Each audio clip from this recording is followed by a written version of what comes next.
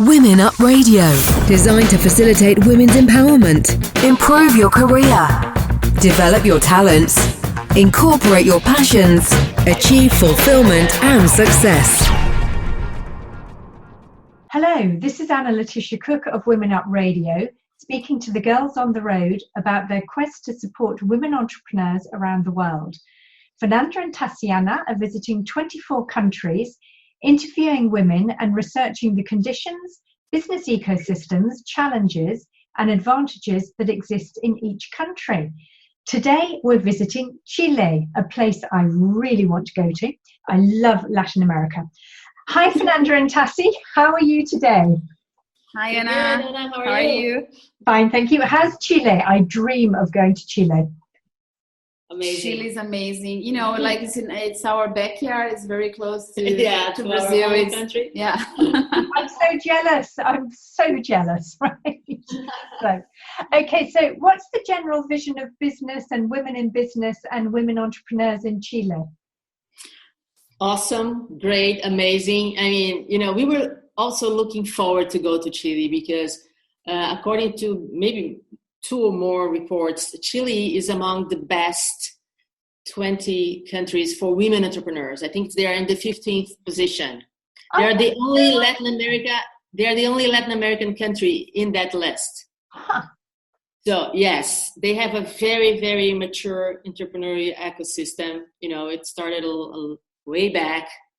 So many agencies and the government supports, all the way entrepreneurial activities. So many incubators, investors, universities, you name it. So they have Startup Chile. It's one of the main agencies fostering entrepreneurship. Yeah. They are referred around the world. They receive entrepreneurs from all parts of the world to be there in Chile developing their products. And they are investing heavily in women entrepreneurship. Oh, really? Heavily. Really? One of the agencies that's also, linked to the government, their motto is women dare to innovate. Really? So, yes, That's this very is powerful. Huh. Well, in that case, it must be absolutely heaven to be a woman entrepreneur. So what does it mean for them to be a woman entrepreneur in Chile?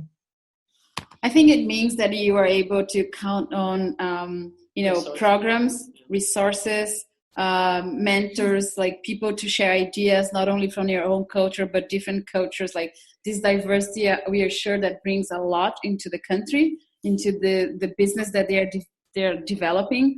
And of course, like Chile, on the other hand, is a very traditional country. It's not like it's heaven for women in general. It's a very still patriarchal society. Mm-hmm. Yeah. But at least in business, they're trying to make it right. Yes. That sounds good. One of the I was just going to add that one of the major restraints that women founders face is it's really hard to get funded. And in Chile, they have several options, which is amazing. Private, public. They are always trying to develop lines of credits to women-led ventures, entrepreneurs.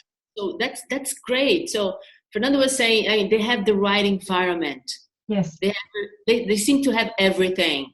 Yeah. Of course, on the other side, you still have to face, and this is going to be like that wherever we go, with still social, cultural issues, aspects.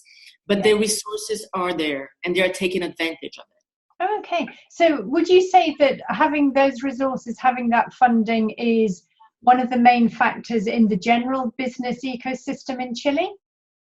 Yes, because not only attracts like the Chileans to start business, but also attract like other people from around the world to go to Chile and to develop their products and service from there. So this exchange of ideas, exchange of professionals, exchange of opportunities will make like a better Chile for everybody. And I think what a lot of people say about Silicon Valley is because it attracts people from all over the world. And I think like Chile is trying to have their own valley of having like brilliant minds, brilliant ideas in one place, so they can share, they can discuss, and they can create new things from Chile to the world. Okay. And any other factors in the business ecosystem that stand out? I think they already were able to develop a good group of networks and organizations that support women entrepreneurs. For example, Startup Chile has a program, a 3-month program solely focused on women entrepreneurs. When they get, during these 3 months, of course, they develop or they fine-tune their idea. They have lots of mentorship, networking, interactions of other founders, investors. And at the end, each one of them can get $15,000 to continue with their idea. Oh, really? So, yes, and this is open to women all over the world, not only to the Chileans. So they have to take advantage of that. It happens every year. It's called the S Factory. So, they are really not really trying. I think they've already done that. They are open themselves to the world of entrepreneurship, and they are welcoming everybody. And it's really telling about a country in Latin America, because usually you have other kinds of news yes. from this part of the world. Yeah. But Chile has really, set a very good example, and along with Brazil. But I would dare to say they're still a little bit ahead of Brazil in terms of this really more mature ecosystem. Yeah. But of course, they're a small country, so maybe that's why they're opening themselves so much to the world to try to attract people. So to develop and build things from Chile and then go abroad. Very good. I had no idea, absolutely no idea. So, okay. And so any other particular challenges or advantages for the women as entrepreneurs? Well, I think advantages. I think we have to emphasize the fact that the government and not only the public, but also private, they are really investing. And we know how money is key when you're trying to put up a business, to build a business. And this is a struggle, not only for women, we know that, but they face additional challenges. And the government is really trying to, okay, this is not going to be an issue. We're making sure for those who have, good plans, good idea, good teams, they're going to, take these ideas out of the paper. So this is the money. Here, take it and go make it. So I think this is huge for them. And I think if we would say something like disadvantage, of course, not only it's not particular to Chile, but as we said, it's a Latin American country. It's still very machista, very patriarchal, and most of the chores, most of the responsibilities towards family, if you're married and entrepreneur, is still going to be on you. So it doesn't free a lot of time for you to dedicate to your business as if you would be a man.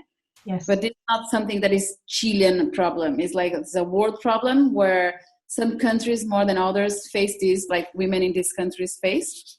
But I think Chilean women, at least they have been able to count more on money than in other countries that you still have the machismo, you still have the, all the pressure that society puts on you, but you don't have the money. Yes. Whereas here they've got the money, right? Okay, and what about soft and hard skills? Well, when we keep thinking about soft skills, about women entrepreneurs, and, it feels that it boils down to the same aspects, the same characteristics. Mm-hmm. They are absolutely resilient. Yes. And decided with a very strong attitude. Mm. So I don't know, I'm sure this is not only the Chileans, because we've been saying that in our talks with you about pretty much about every single woman that we met. But this is true, but it seems to be a key characteristic to everybody that tries to build a business. And in terms of hard skills, they seem to be really leaning towards incrementing the participation of women in tech. And they are really well prepared. The educational system in Chile, not only like high school, middle school, but also universities are very good. They incentivize people coming from other countries to exchange in Chile and vice versa. So I think in educational point of view, that is key to anything, to be able to have good basic formation are there in Chile. That's not a big issue in the country. Yeah. Very interesting. Okay, let me just pick up again on the comment you've made about the soft skills there and resilience being so strong. And you said that you've seen that practically everywhere, that's one of the traits. Would you say that is particularly strong in women, or is that more of an entrepreneurial trait? Or both? What do you feel? I mean, do you think that men are as resilient, or do you think as women we have like an extra layer? No, yes, I'll take a stand here and I'll say that women, we must be extra resilient. Yeah. Because we must be, because the conditions, most of the times, they are against us, not for us. Yeah. And so we have to, and again, I recognize and I applaud every single person who is an entrepreneur, men or women, but we have to recognize and we have to keep talking about the extra hurdles that women have to face. And yes, we are extra resilient. I have no doubt about it.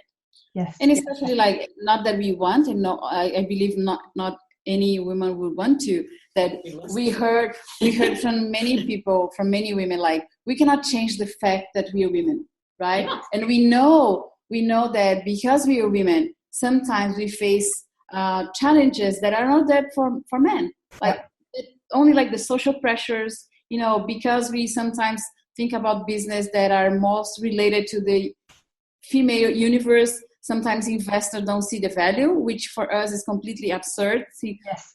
Take into account like 50% of the population is women that is gonna, buy and take advantage of these products. So a lot of things that it's hard for a guy to recognize because they don't face it. It's like when we tell about, the condition on Lebanon, Israel, but they're facing like war and threat all the times. We, like, I can't, you can't, Tassi can't. We cannot say, oh, we know how it is. No, because we never have been through that. The same thing for a guy. He cannot say like, oh, I know how it is. Oh, that's not. No, they're guys. They don't face the same things that we do as women. Yeah, yeah. So I think like entrepreneurs in general are very resilient.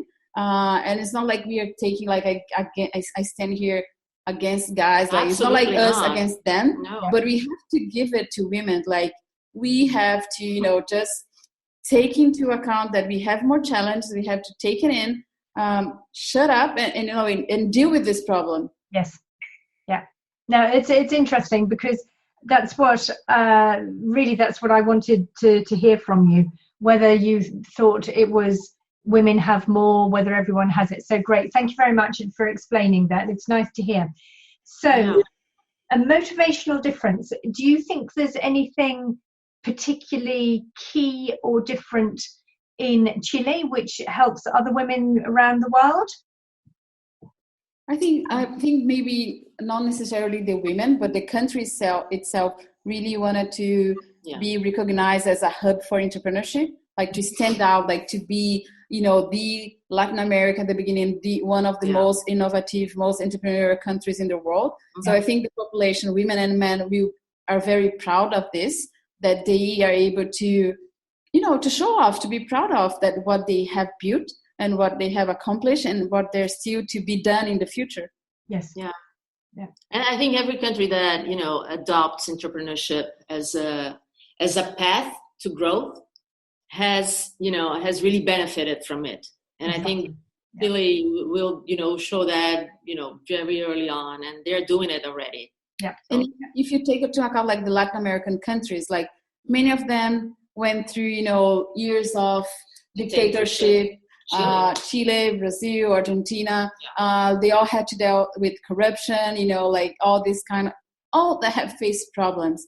And we can see by being Latin Americans ourselves that Chile has done like an amazing job to really get off this stigma of, all the bad news that happens in that region of the world and having like good things to tell about the country.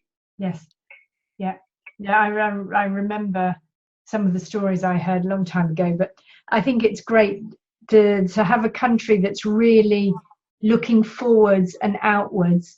And as you say, any country that supports entrepreneurship, they're building a more resilient and positive future, because as an entrepreneur, you have to adapt to the ups and downs. So if a country has got that attitude in general, then like the financial crisis in 2008,